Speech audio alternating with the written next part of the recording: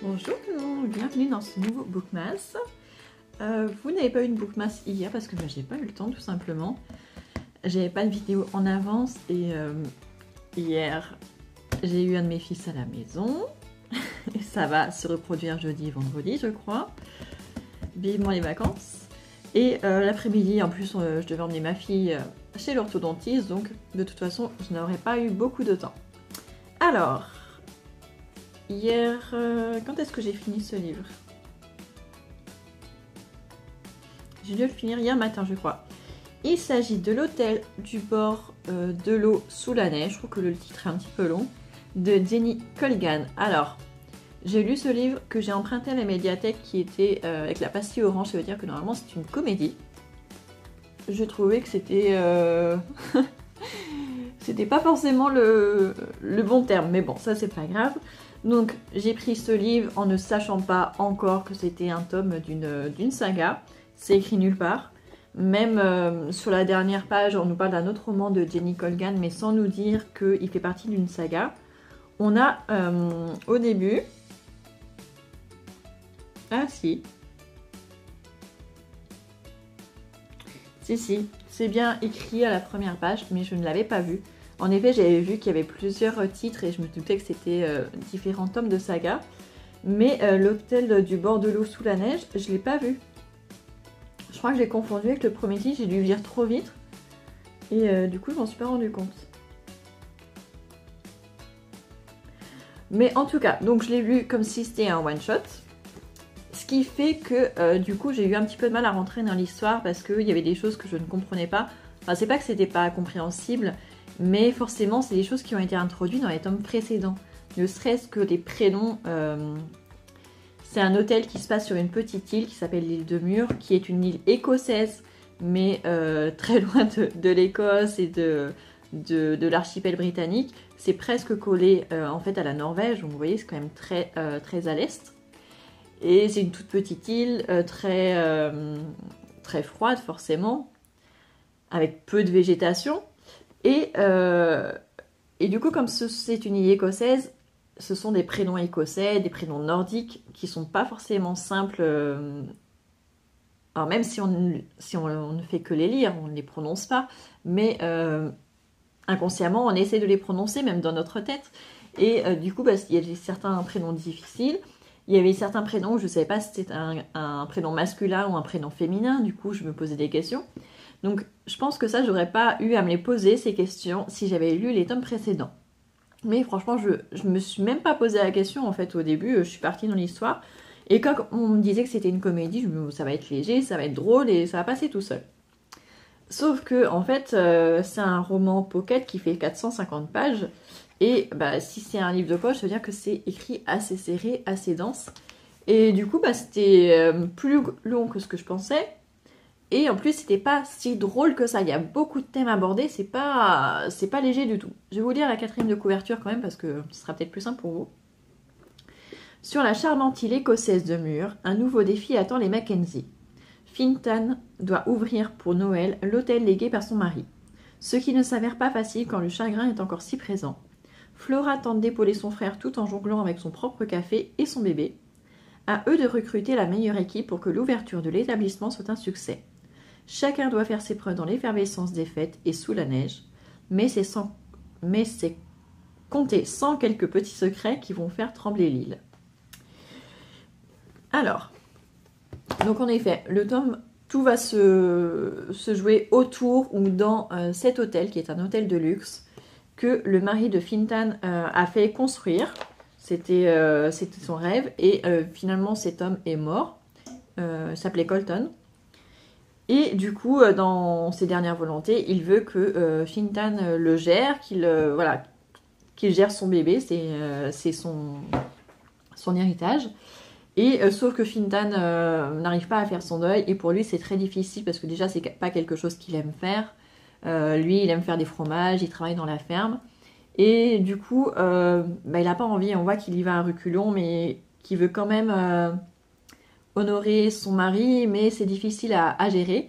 En revanche, il a une sœur qui s'appelle Flora, qui gère déjà un café, qui vient d'être maman et elle est en congé maternité. Et du coup, d'elle-même, elle se propose pour l'aider, pour embaucher le nouveau personnel et tout ça. Et bien sûr, bah, il accepte. Et Flora, elle se donne à fond en fait parce que son premier café, il tourne tout seul. Maintenant, elle a des employés sur qui elle peut compter. D'ailleurs, elle va donner plus de responsabilités à une de ses employées. Et en plus, en restant à la maison, son congé maternité, c'est un petit peu difficile. Elle a l'impression de ne pas gérer avec son fils. Elle a l'impression de mal faire, qu'il crie tout le temps. Et du coup, bah, elle essaie de s'échapper de cette situation en justement en allant à l'hôtel et en s'occupant de l'hôtel. Donc ils vont devoir trouver un chef, sauf que c'est difficile parce que c'est une petite île qui est assez rude, donc il n'y a pas grand monde qui a envie d'y aller. Voilà, donc déjà rechercher du personnel, c'est pas simple. Ils vont finir par trouver un chef qui est assez excentrique, on va dire. Mais franchement, c'est un des personnages que j'aime beaucoup. Voilà, faut pas se fier aux apparences, comme on dit. Et j'ai trouvé que c'était un personnage assez chouette. On va avoir aussi une histoire d'un jeune garçon norvégien, enfin d'un jeune homme norvégien, issu d'une très bonne famille, dont la mère est décédée quand il était adolescent et il n'arrive pas à remonter la pente, en tout cas, enfin, il n'en fait qu'à sa tête. Tout le personnel de l'hôtel dans lequel il vivait ou de la maison dans laquelle il vivait lui facilitait les choses. Son père a essayé de l'envoyer en pension, en pensionnat et tout ça, mais il en fait qu'à sa tête, il fait que des bêtises.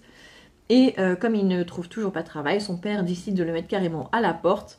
Il lui enlève ses voitures de luxe, il lui supprime son téléphone, son abonnement, ses cartes de crédit, et il l'envoie sur l'île de Mur justement pour travailler dans l'hôtel.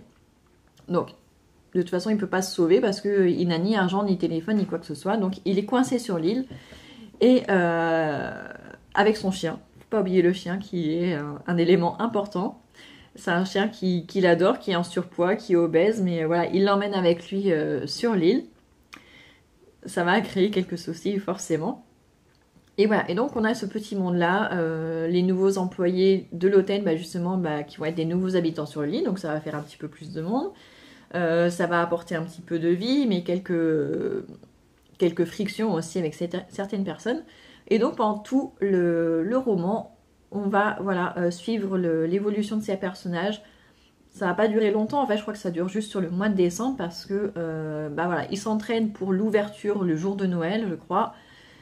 Et ils vont faire quelques réceptions entre-temps pour s'entraîner, pour entraîner l'équipe, pour qu'il y ait une meilleure cohésion en cuisine et tout ça.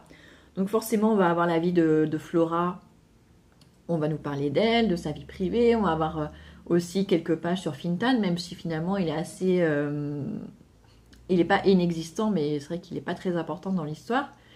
Et en plus, on a une histoire qui s'explique par le fait qu'il y a eu des tomes précédents, mais c'est vrai que dans cette histoire-là, ça n'a aucun rapport avec le reste. On a l'amie de Flora qui s'appelle Lorna, qui est maîtresse d'école, qui a une relation amoureuse avec un homme qui s'appelle Saïf, qui est le médecin de l'île. Et en fait, Saïf, c'est un rescapé de la guerre en Syrie.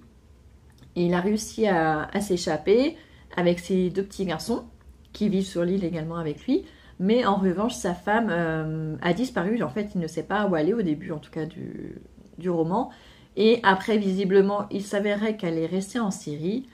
Mais c'est compliqué parce que du coup, il ne sait pas si elle est vivante ou si elle est morte, si un jour elle va le rejoindre.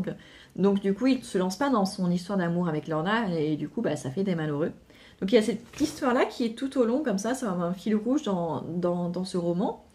Et c'est vrai qu'en le lisant, je me dis, mais pourquoi on nous parle de ces personnages que ça n'a rien à voir avec le reste? Et maintenant, je comprends parce qu'il y a d'autres tomes. Voilà, donc je ne le savais pas, c'est le tome 4 sur 5, celui-ci. Le premier s'appelle... Le premier, c'est Une saison au bord de l'eau.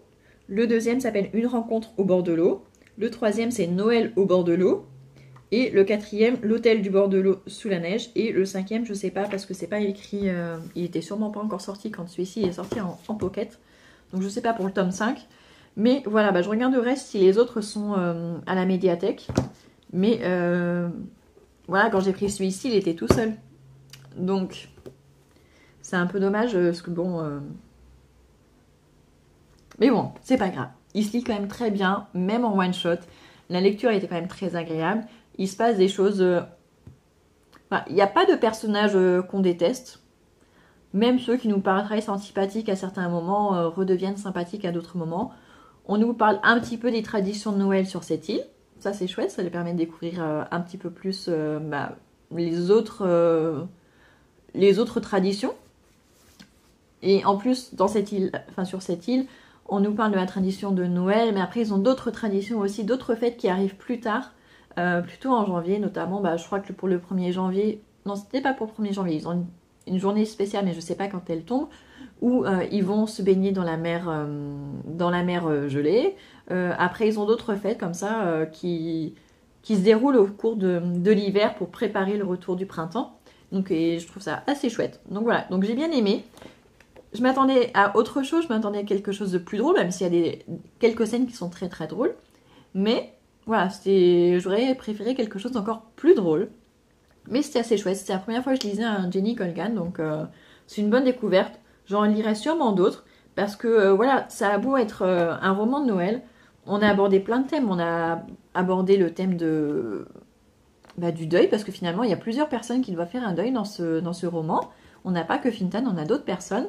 On nous parle de la confiance, de la trahison, justement de comment on se remet quand on est rescapé d'une guerre. Enfin, il y a plein de thèmes différents. On nous parle un petit peu de cuisine, forcément. Plein de choses. Voilà,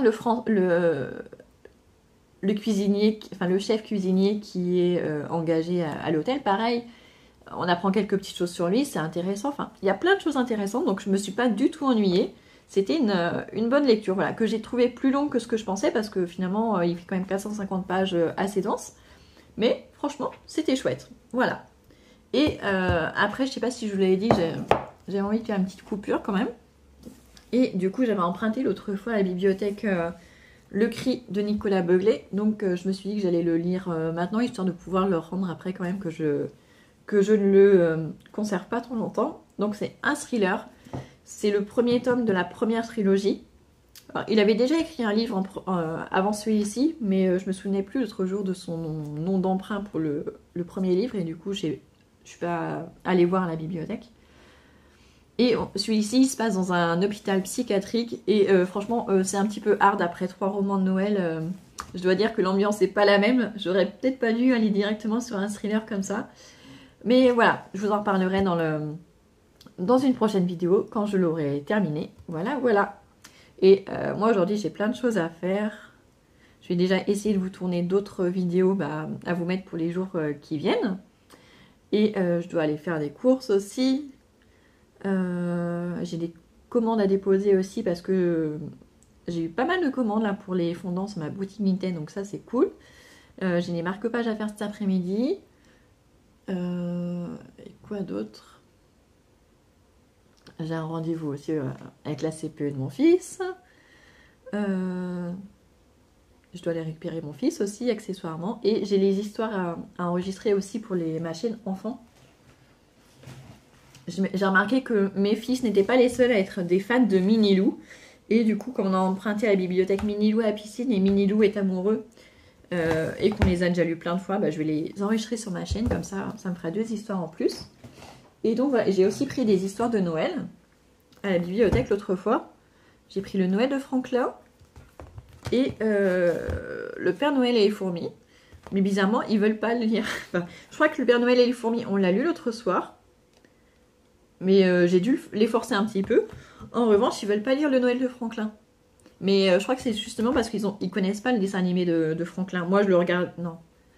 C'était pas quand moi j'étais petite. C'était plutôt la génération de mes neveux et nièces, qui ont à peu près 10 ans de moins que moi. Mais du coup, je crois que c'est pour ça, ils connaissent pas Franklin, donc ça les attire pas. Ils sont vachement plus attirés par Minilou ou Peppa Pig. On a celui-là aussi. Je l'ai lu je ne sais combien de fois dans le week-end. Peppa Pig part en vacances. Ah, Peppa Pig. Moi, j'aime pas Peppa Pig, mais alors le plus petit aime beaucoup Peppa Pig. Voilà, je vous laisse pour aujourd'hui et on se retrouve demain.